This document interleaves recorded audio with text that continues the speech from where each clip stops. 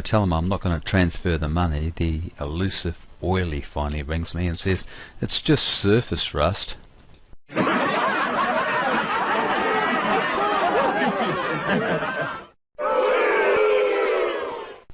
No rust, they answer when I ask them in the pre-sale question. And then when I finally don't make the sale after inspecting it and taking this photograph, Oily rings up and says it's only surface rust.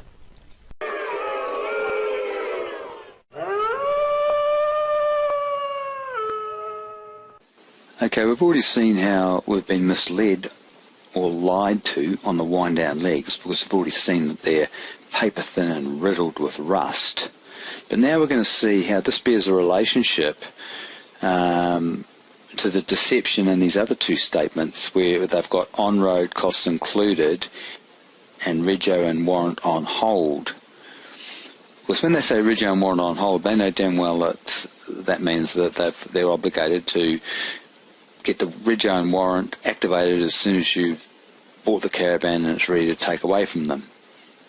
When they say on-road costs included, they know damn well, because Oily is in the motor vehicle business and he's got licensed dealer plates, they know damn well that that means that you're saying that there's no cost to the user putting that vehicle on the road. It's legal to go on New Zealand roads, and it's got to have about 3 months worth of rego and warrant. So of course we've already seen the pictures of the rust that I've taken underneath the caravan and the paper thin legs that are covered in rust, and we know damn well this thing's never going to get a warrant in hell.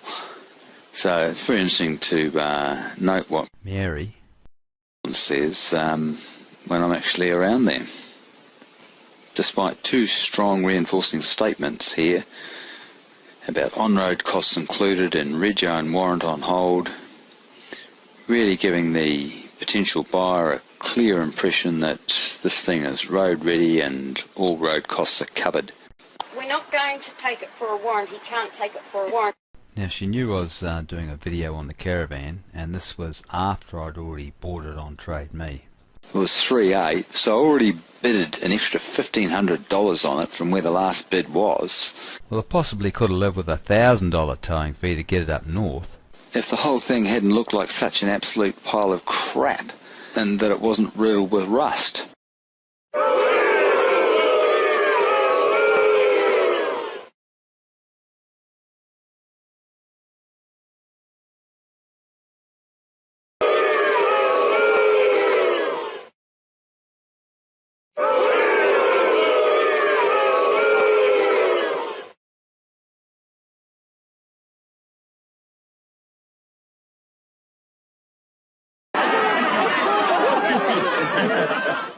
Wow, great, it's got wind down legs.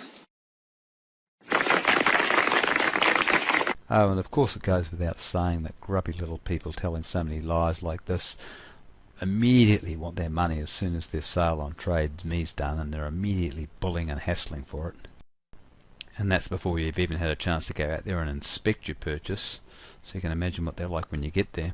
One other thing too, I noticed they've only got about a dozen bits of feedback on their profile. So have they been on this site before running this little confidence scam under a different ID and have previously been banned? Is this the case? Once again, here's my original pre-sale question. So any repairs? Rust needing treating? Answer. Hi, no thanks. Yeah, no rust. Yeah, right. So what are you going to do, Trade Me? This is just blatant deception by these two. And the very least that must happen is that they don't get refunded their charge for the sale. And what about my time? The time it took me to write the questions, to ring them up, to go out there, and then to do this whole defence of my reputation, just because we've got blatant deceivers on the site. They have to be penalised. There has to be penalties for this type of blatant deception. I'll be watching very carefully, Trade Me, and I'll be encouraging others to watch too and demand that it happen.